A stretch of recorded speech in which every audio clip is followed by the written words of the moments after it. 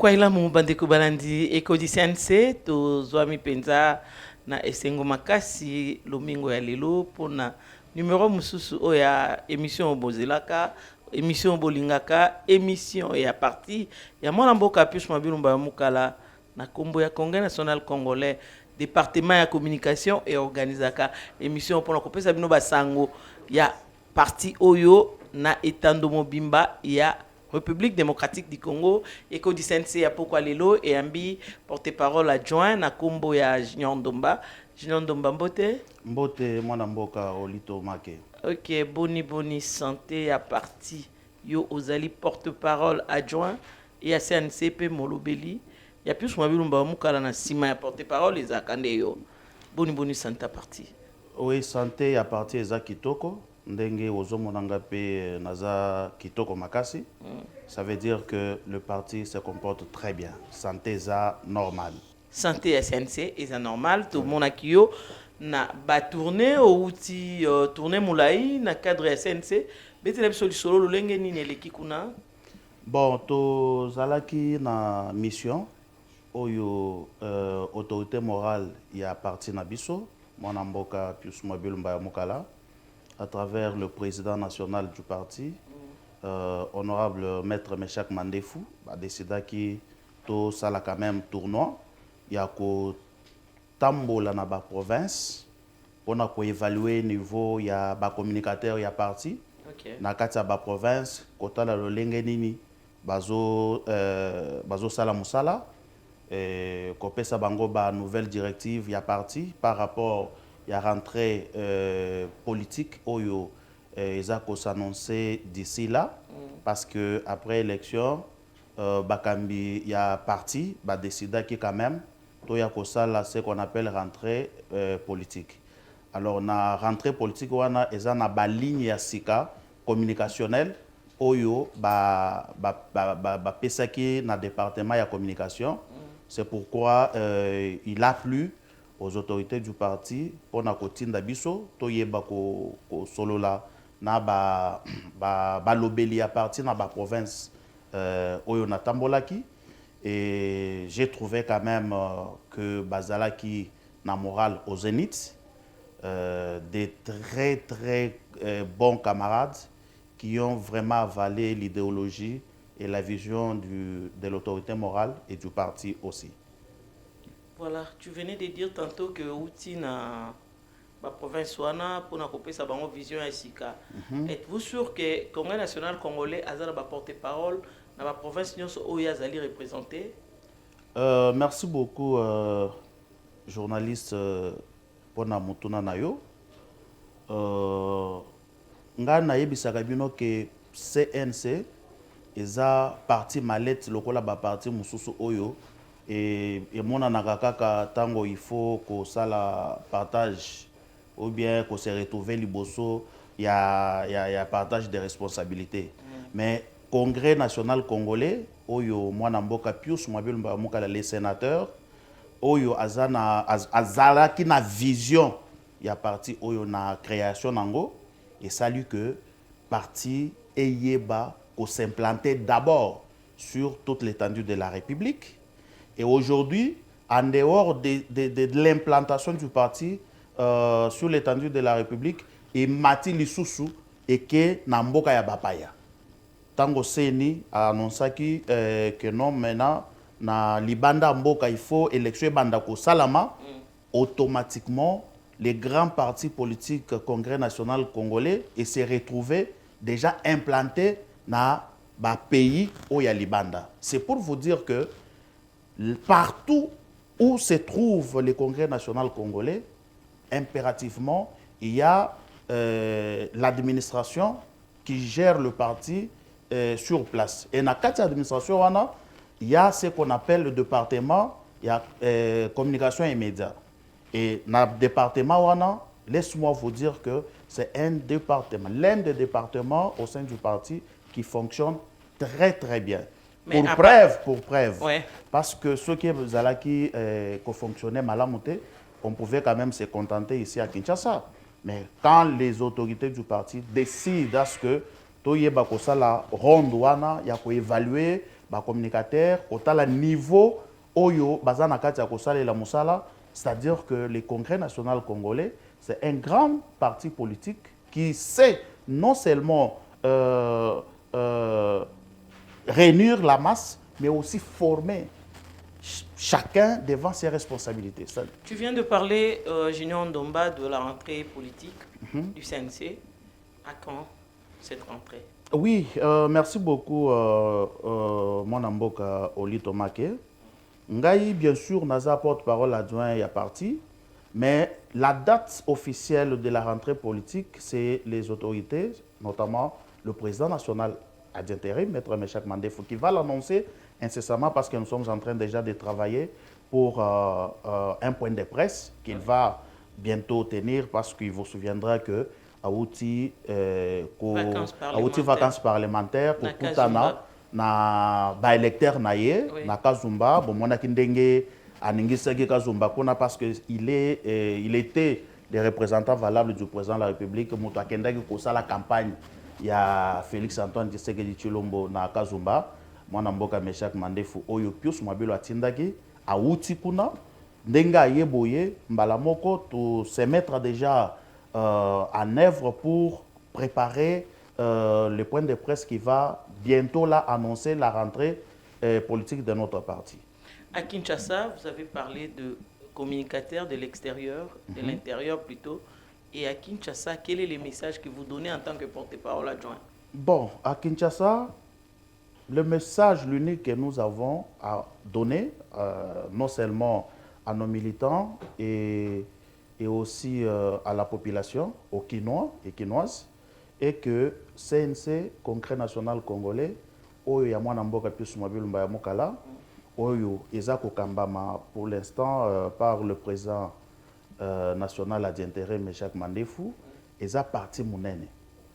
Eza parti Mounene, Oyo Ezo formé Bana Mboka, Lolenge Nini, Kozala na Bolingo ya Mboka Oyo, Lolenge Nini, Kokamba Mboka Oyo, Lolenge Nini, moi, je suis en français, gérer autrement. Gérer les Congo autrement. Autrement, c'est-à-dire, kotika kimoyibi, kotika kikuluna, kotika makambu nyonso ya mabe ozosala kemboka na biso eyeba kozonga sima.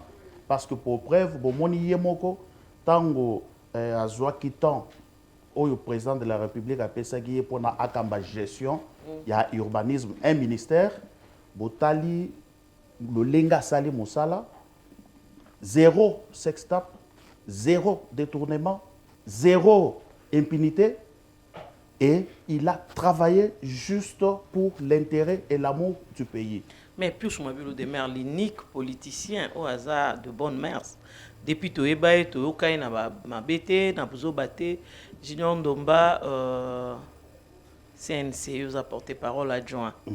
Olobi mangambebele awa.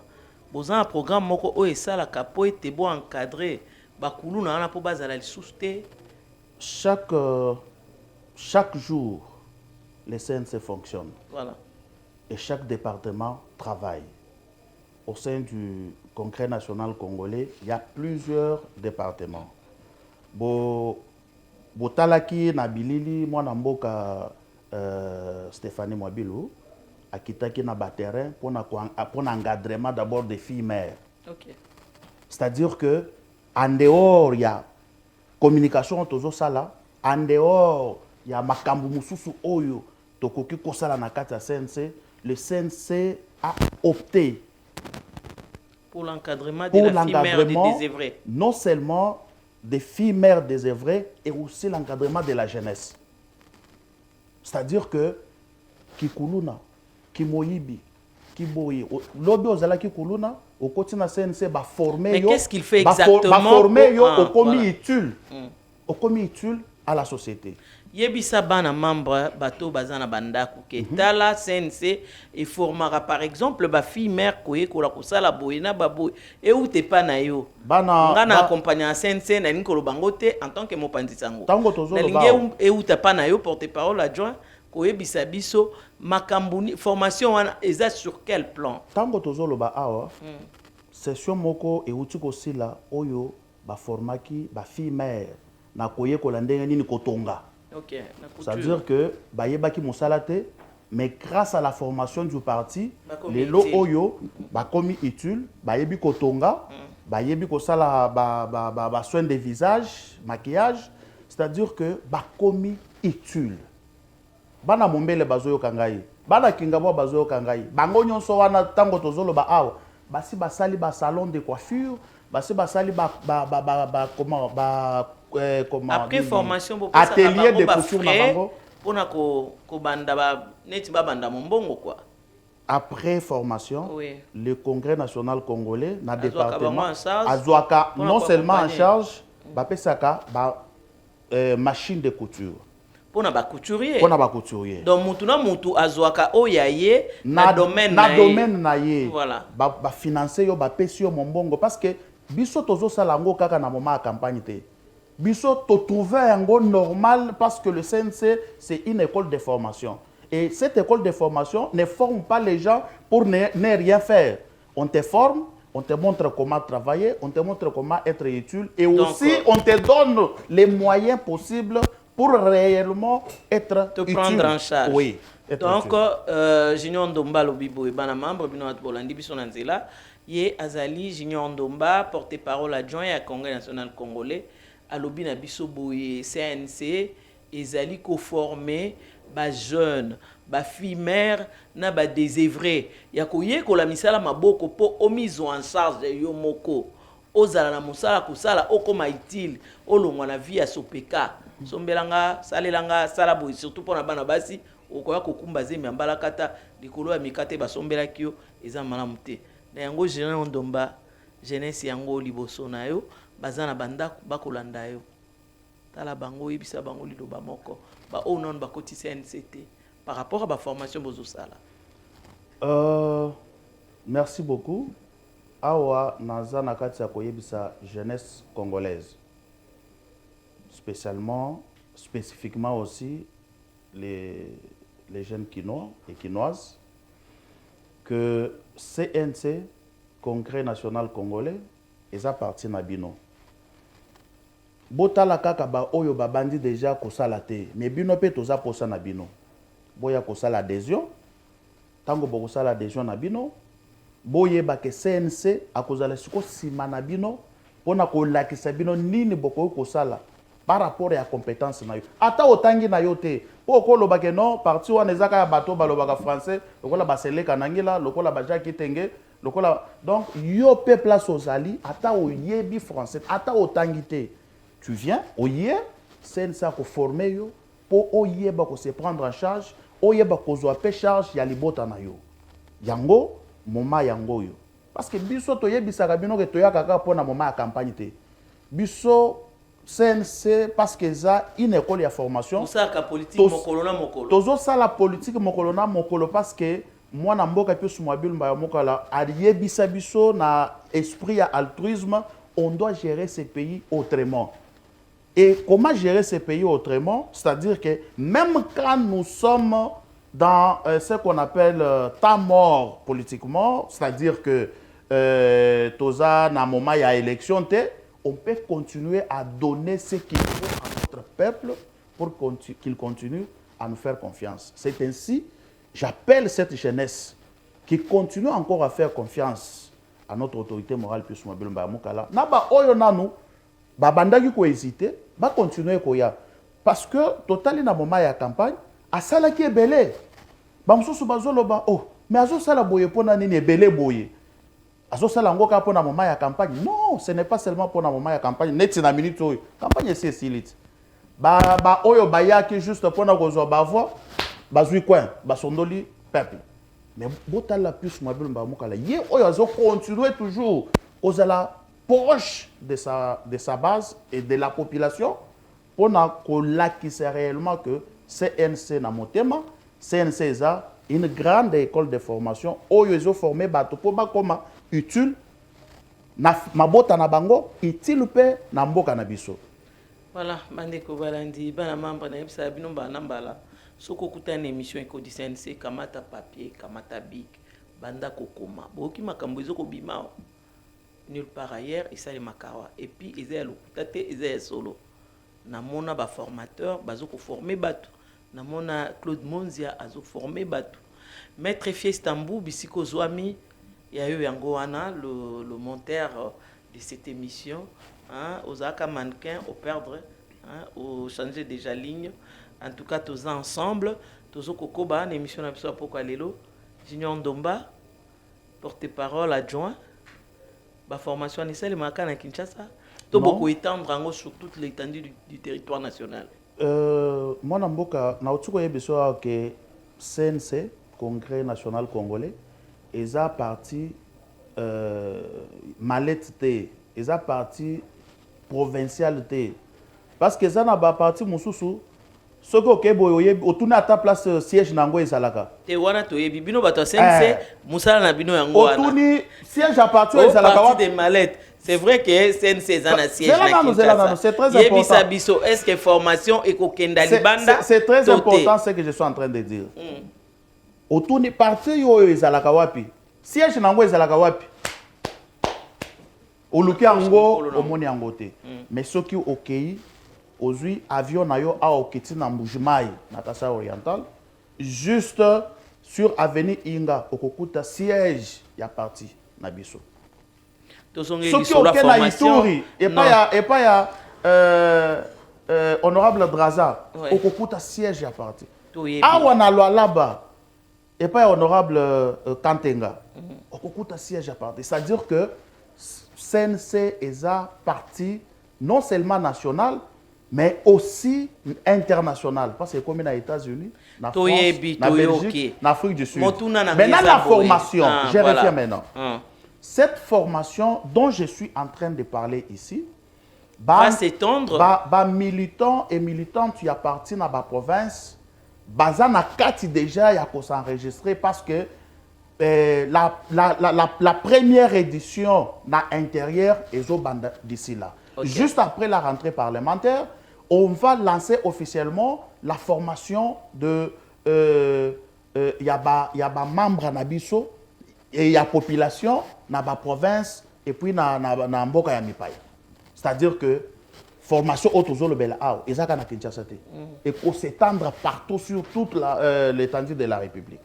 Moi na mboka Pius Mwabilu aye ko servir Congo avec vision d'altruisme. Voilà. C'est-à-dire que il n'est pas bon de vivre heureux seul. Et qu'est-ce qu'il faut dans cet altruisme-là? Il faut l'éprouver. Et l'éprouver, c'est comment? Nous allons amener la formation des filles mères qui n'ont pas de travail dans des provinces. Voilà. Nous allons amener des formations pour tous ces civiques transformer Bango comme utile à la population, à la nation et au parti. Voilà, lokolo lobi solo ya ba oyo bazaki pour ba comme utile à la nation. À la nation. Je vois l'exemple d'un jeune homme que je vois ici, Nera. Voilà. Nera. Congrès national congolais, ezoko samsa nango. Oui. Ezoko bongo lisabatu. Tango zaki ne loko osala te okokenda par-ci par-là. Nengi omokolo bango. Oui. Betela bango lisolo Nera pour ko motiver ba jeunes o bazoko ko umela nanu balinko kota makamba politique parce que balobi si tu ne t'occupes pas de la politique va s'occuper de toi. Alors ba jeune wana bazana bandako bazolanda biso. Moi na mboka Olito, l'exemple n'est pas seulement Nera. Oui. Baza belé makasi parce que na minute oyo na Mombele na ba salon de coiffure oyo camarade Trésor Tibango abandaki ko superviser la formation bazo yo kabiso ba oyo basali déjà ba maison de couture na bango bazo yo kabiso oyo mwana mboka Stéphanie Mwabilu akitaki a former bango apesi bango ba machine de couture. Ça dit que ma formé ba peso na machine bazo yo kabiso. Ça dit que par exemple eza ebele na kati ya funa place mwana mboka Rod badi banga asala ki pe encadrement yaba, c'est-à-dire batu nyonso awa na Kinshasa baza koyo kabiso que makambo tozolo baiza ya solo parce qu'il y a des preuves palpables. Parce que moi na mboka Nera wana camarade Nera azalaki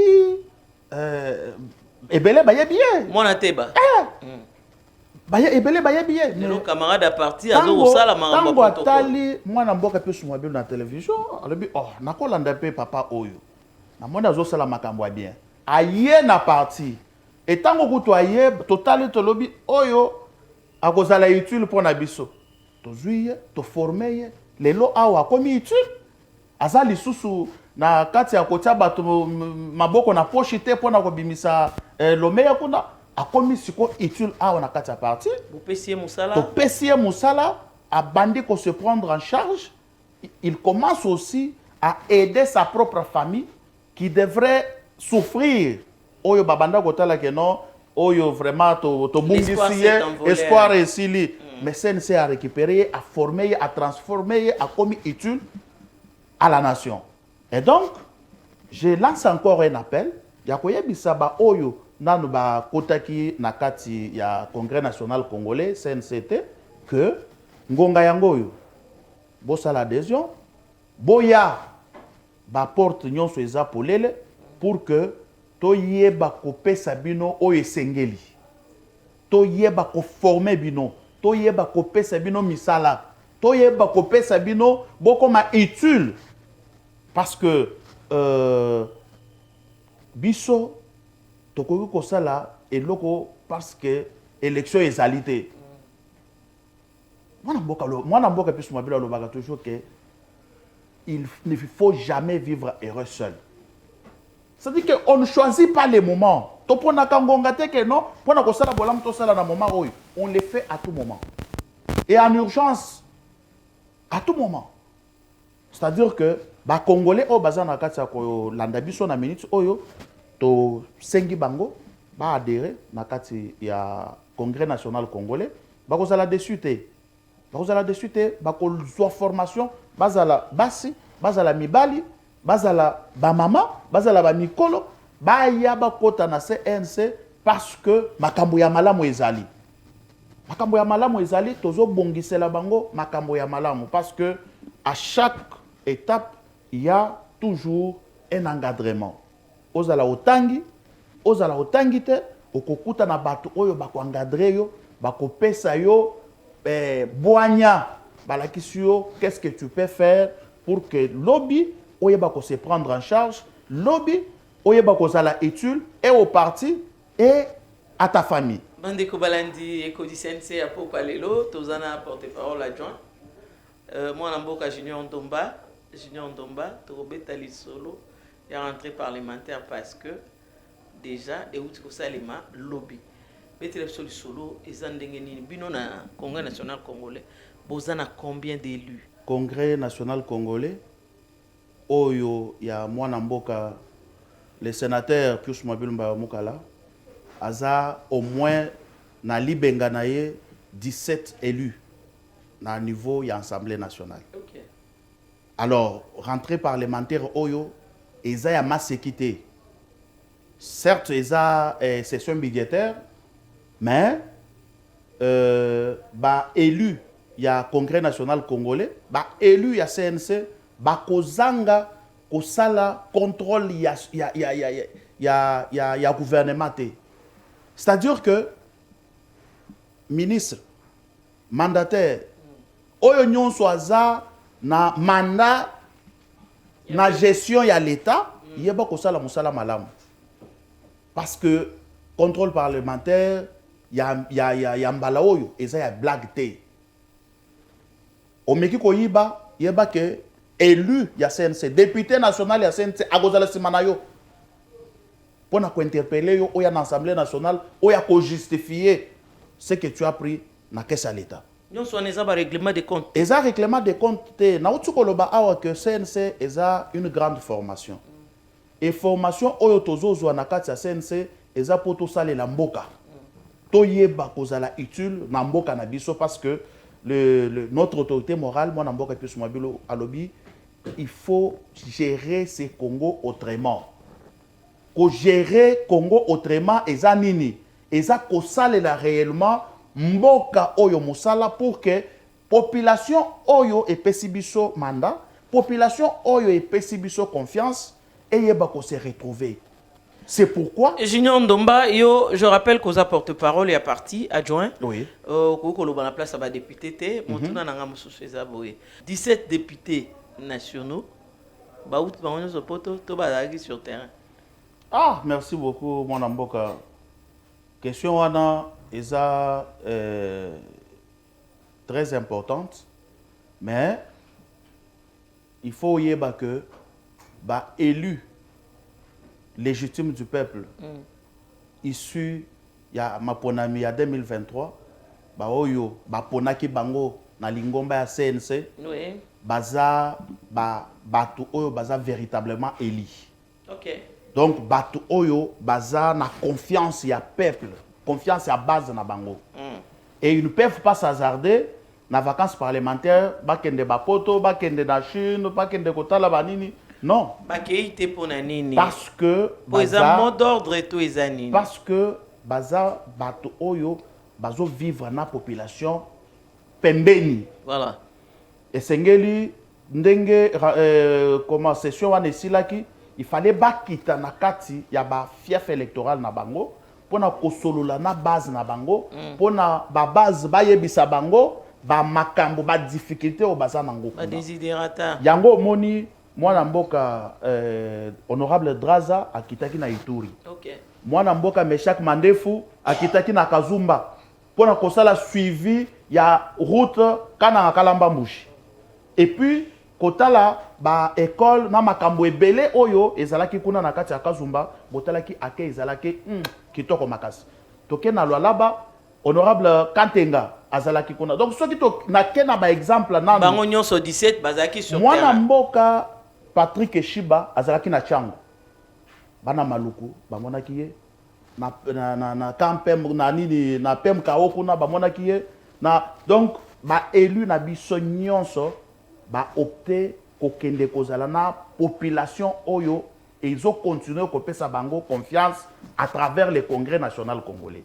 C'est-à-dire que CNC ndenge na utu koloba eza formation na biso tango koti bako former yo ba transformer yo poko maïtul yango tango population a décidé ko voter a voté ki ba élu ya CNC parce que ba yebi que non baza bato o bazalaka proche na population na bango.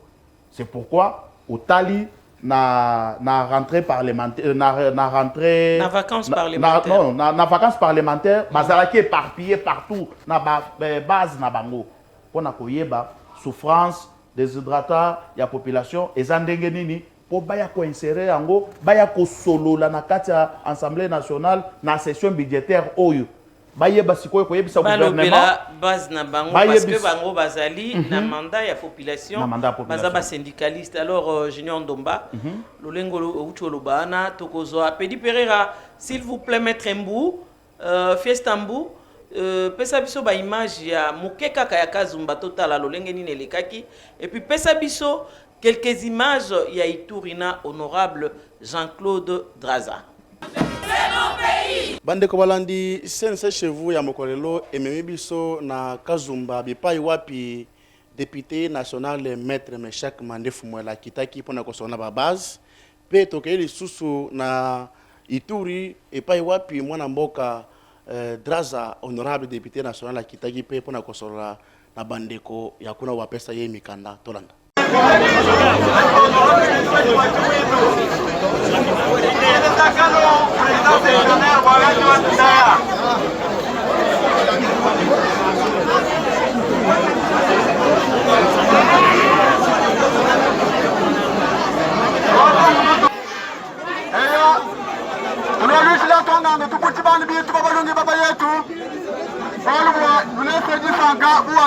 Honorable Welu Butukona kati tusalwa wujila bandi mubadila bifundu ya tufundela après tunambi programme d'action umbisa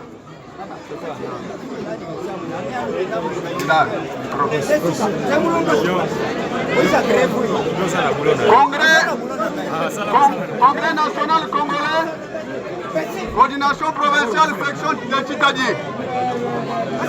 Mon d'action à l'occasion de la visite des honorables députés Meshak Mandefou et Keto Sen Kambidi. Chers honorables, Nous vous souhaitons chaleureusement la bienvenue dans notre session CNC Titadi. En effet, nous sommes tous heureux et enthousiastes de votre première visite parlementaire parmi nous. Que l'éternel Dieu de nos ancêtres vous comble de sa grâce et du succès durant tous ces mandats. Chers honorables, la session du CNC Titadi, partie chère au président Pius Mabilou Moukala, qui vous a soutenu lors de la dernière élection du 23 décembre 2023. Je réitère son indiscutible attachement pendant et après ce mandat. Nous voudrions-nous vous présenter ici et maintenant les préoccupations et attentes majeures que la section Titadi tient à vous voir à l'œuvre pour le bien-être de la population. Il s'agit essentiellement de 1. La construction du marché rural de Kalomba. 2. L'implantation à court terme d'une radio communautaire de Kalomba.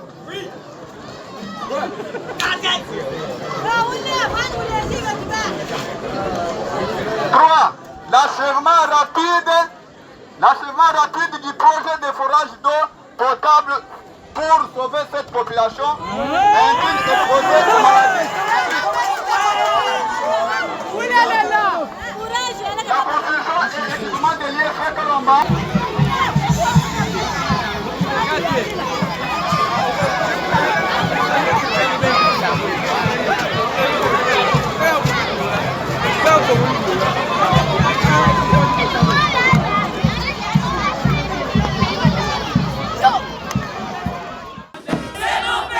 Ya solo bandeko balandi émission Ekodi CNC bouti comme on a bino moko ba député ya Congrès national congolais ya solo bazaki sur terrain tomoni honorable Meshak Mandefu, oui. président national AI ou Simbi Yenda ya Congrès national congolais sur terrain na Kazumba c'est kitoko tomoni pe honorable Draza na Ituri kune pa inae image masolo nyonso ele kitoko Junior Ndomba télévision ezali kambangonga programme na bino ezanini parce que bolobeli rentrée parlementaire mingi olobi awa kaka na mukuse non président national yemo kolobela ngo bon wana toleki message na yo en tant que porte-parole adjoint na jeunesse ezanini. Merci beaucoup. Biso tozo continuer ko yebisa jeunesse oyo ezoyoka biso que nga d'abord naza jeune naza na confiance makasi na Pius Mabilou Moukala parce que na Kinshasa awa nazalaki na parti mususu oyo na kotaki te tango na utaki place nazalaki kokoma na komi na Kinshasa parce que avant kutuna koma na banda koyoka ba sango ya malamu oyo mwana mboka banda kosala na ba information na tout ça et quand je suis arrivé la première des choses ezalaki na luka CNC ezawapi. Tango na ye, Nathalie, j'ai compris que non, ici, il y a quand même une lueur d'espoir. Place Oyo, na koki, ko réaliser pe ba rêve nangai, na ba projet nangai. Na politique, bien sûr. Bien sûr. Tango na koti, ba formenga. Parce que je suis passé par cette grande école, depuis Soumabil Moukala. Ba komisinga étude, lelo, ba so benganga porte-parole adjoint. Mais j'ai commencé par la cellule, na mati, cellule, na bandalungo, après cellule, section, après section, fédération. Lelo, porte-parole adjoint. Okay. C'est-à-dire que bino batope bo vandi na ndako, bo se sous-estimer te. Bo ya, tango boko kota, na kati ya Congrès national congolais, toko former pe bino. Parce que biso basi ba former biso poto former bino. Ok. To former bino, bokoti.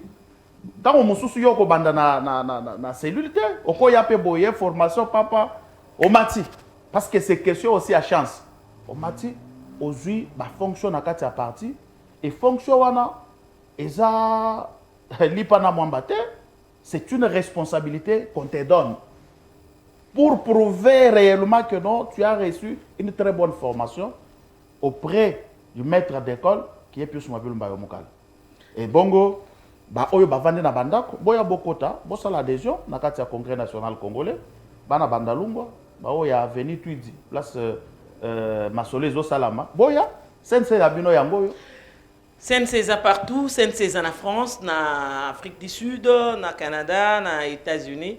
Patrick Kiwe, Bissiko Zali, na France.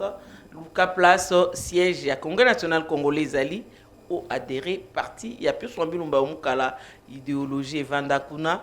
Pourquoi pas lobby tout le monde peut postuler dans ma pronomie. En tout cas, je salue un grand monsieur en passant parce que nous sommes déjà à la fin.